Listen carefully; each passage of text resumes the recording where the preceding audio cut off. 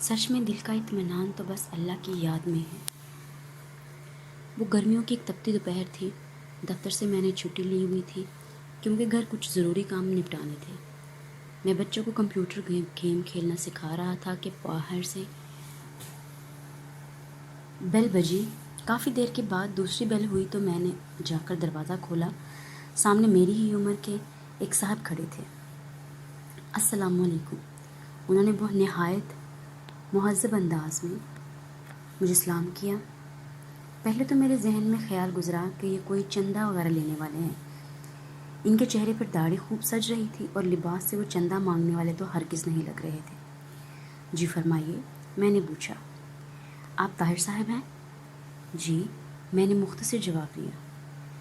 وہ مجھے رفیق صاحب نے بھیجا ہے۔ غالباً آپ نے کرایہ دار کی ضرورت ہے آپ کو؟ ہاں، مجھے اچانک یاد آیا کہ میں نے دفتر کے ایک ساتھی کو بتایا تھا کہ میں نے اپنے گھر کا اوپر والا پورشن کرائے پر دینا ہے۔ اگر کوئی نیک اور چھوٹی سی فیملی ہو تو بتائیے، کیونکہ دفتر کی تنخواہ سے خرچے پورے نہیں ہو رہے تھے۔ مجھے افسوس ہوا کہ میں نے اتنی دھوپ میں کافی دیر اسے باہر کھڑا رکھا۔ اسے صرف 6 ماہ کے لیے کرائے پر گھر چاہیے تھا، کیونکہ وہ اپنا مکان گرا کر اسے دوبارہ بنانا چاہتا تھا۔ میں نے 3000 کرایہ بتایا، لیکن بات صرف 2000 پر رک گئی۔ وہ چلا گیا تو مجھے افسوس ہوا کہ کرایہ بہت کم بتایا ہے۔ وہ اوپر والا پورشن صرف ایک چھوٹا سا کمرہ اور کچن اور ایک باتھ روم تھا۔ مجھے اپنی بیوی کا دھڑکا لگا کہ ایسے معلوم ہوگا تو کتنا جھگڑا ہوگا، اور وہی ہوا بقول اس کے 2000 تو صرف بچوں کی فیس ہے۔ مجھے اس نے کافی برا بھلا کہا اور میں چپ چاپ سنتا رہا اور اپنی قسمت کو کوستا رہا۔ میں نے MSc کی، بہت اچھے نمبروں سے پاس ہوا، اس لیے فوراً نوکری مل گئی۔ نوکری ملی تو شادی بھی فوراً ہو گئی۔ میری بیوی بہت اچھی پڑھی لکھی تھی۔ وہ انگریزی اسکول پڑھاتی تھی۔ ہمارے 3 بچے تھے، مگر گزارا مشکل سے ہوتا تھا۔ اگلے ہی دن وہ صاحب اور ان کی بیوی بچے ہمارے گھر شفٹ ہو گئے۔ ان کی بیوی نے مکمل شرعی پردہ کیا ہوا تھا۔ دونوں بڑے بچے بہت مہذب اور خوبصورت تھے۔ چھوٹا گود میں تھا۔ کچھ دنوں بعد ایک دن میں دفتر سے آیا تو میری بیوی نے بتایا کہ میں نے بچوں کو کرایہ دار خاتون کے پاس قرآن مجید پڑھنے کے لیے بھیج دیا ہے۔ اچھا پڑھاتی ہیں۔ ان کے اپنے بچے اتنی خوبصورت تلاوت کرتے ہیں۔ کچھ مزید دن بعد گزرے تو میں نے ان کے ایک بیٹے سے تلاوت سنی تو پہلی مرتبہ میرے دل میں خواہش ابھری کہ کاش ہمارے بچے بھی کوئی قرآن مجید اس طرح پڑھے۔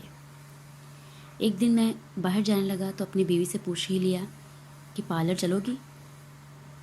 میں باہر جا رہا ہوں تو تم کو بھی لیتا چلوں، کیونکہ پہلے تو 2 مہینے میں 3-4 مرتبہ پارلر جاتی تھی۔ اس مہینے میں ایک بار بھی نہیں گئی تھی وہ۔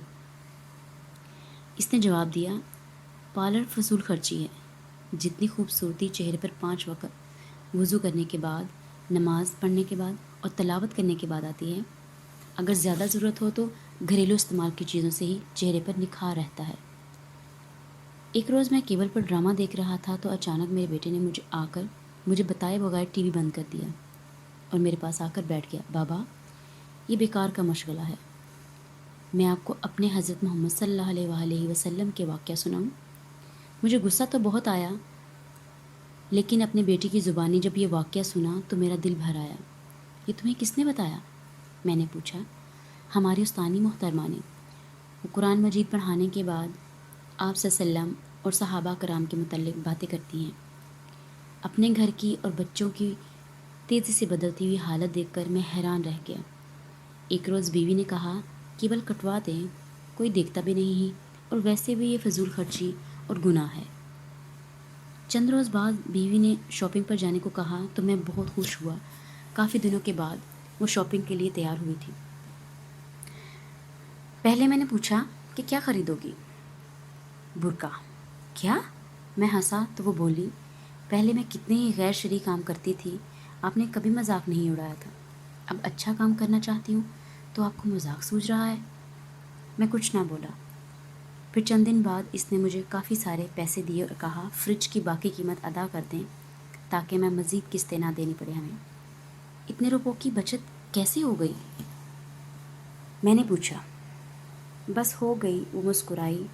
جب انسان اللہ کے بتائے ہوئے احکام پر چلنے لگے تو برکت خود بخود ہو جاتی ہے۔ یہ بھی وہ کرایہ دار خاتون نے بتایا ہے۔ سکون میرے اندر تک پھیل گیا۔ میری بیوی اب نہ مجھ سے کبھی لڑی نہ شکایت کی۔ بچوں کو وہ گھر میں پڑھا دیتی ہے، خود بچوں کے ساتھ قرآن مجید تجوید سے پڑھنا سیکھ رہی تھی، اور وہ خود نماز پڑھنے لگی تھی اور بچوں کو بھی سختی سے نماز پڑھنے کی تلقین کرتی اور انہیں زبردستی بھیجتی۔ مجھے احساس ہونے لگا کہ نجات کا راستہ تو یہی ہے۔ پیسہ اور آرائش سکون نہیں دیتا۔ مجھے اس دن 2000 کرایہ بہت تھوڑا لگ رہا تھا، لیکن سوچتا ہوں تو لگتا ہے وہ تو اتنا زیادہ تھا کہ آج میرا گھر سکون سے بھر گیا ہے۔ اگر آپ کو میری یہ ویڈیو پسند